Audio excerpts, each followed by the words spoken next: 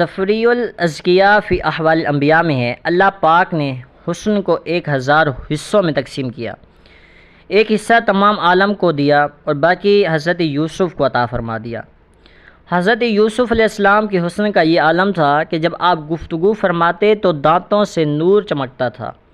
اور جب پھل وغیرہ تناول فرماتے تو وہ شیشے کی مانند حلق سے اترتا نظر آتا، اور چہرہ ایسا منور تھا کہ آپ جب کسی گلی کوچے سے گزرتے تو در و دیوار منور ہو جاتے، اور آپ کی ایک جھلک دیکھنے والے خشخاء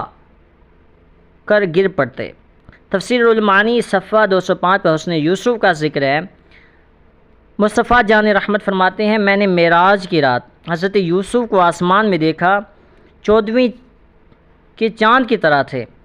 حضرت گرامی، اب آپ نے اچھی طرح سمجھ لیا ہوگا کہ اللہ تعالیٰ نے حضرت یوسف علیہ السلام کو کیسا حسن و جمال عطا فرمایا دیا تھا کہ اگر کوئی آپ کو دیکھ لے تو بے ہوش ہو جائے، عقل کو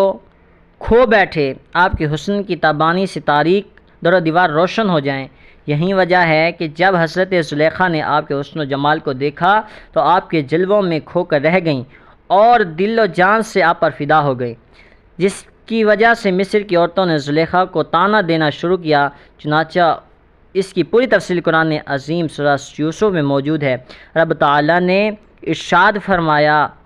کہ وقال نسوة فی المدینہ اموات العزیز تراود فتاها عن نفسه قد شغف حبا انا لنراها فی ضلال مبین۔ اور شہر میں کچھ عورتیں بولیں کہ عزیز مصری کی بیوی اپنے نوجوان کا دل لبھاتی ہے، بے شک ان کی محبت اس کے دل میں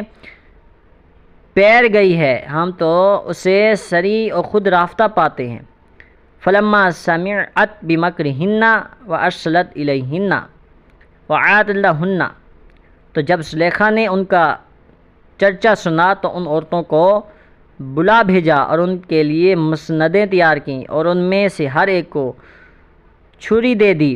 حضرت یوسف علیہ السلام سے کہا کہ ان سب کے سامنے نکل آؤ۔ جب حضرت یوسف علیہ السلام ان عورتوں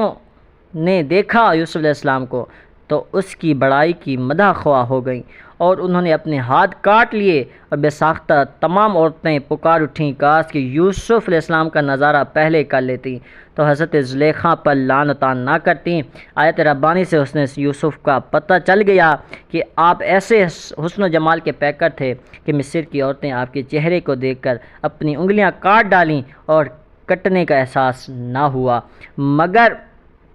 قربان جاؤں حسن حبیب خدا پر، قربان جاؤں جمال مصطفیٰ پر۔ جمال یوسف بھی جمال مصطفیٰ پر قربان ہے، بلکہ حضرت یوسف کا حسن و جمال بھی میرے نبی کا صدقہ ہے۔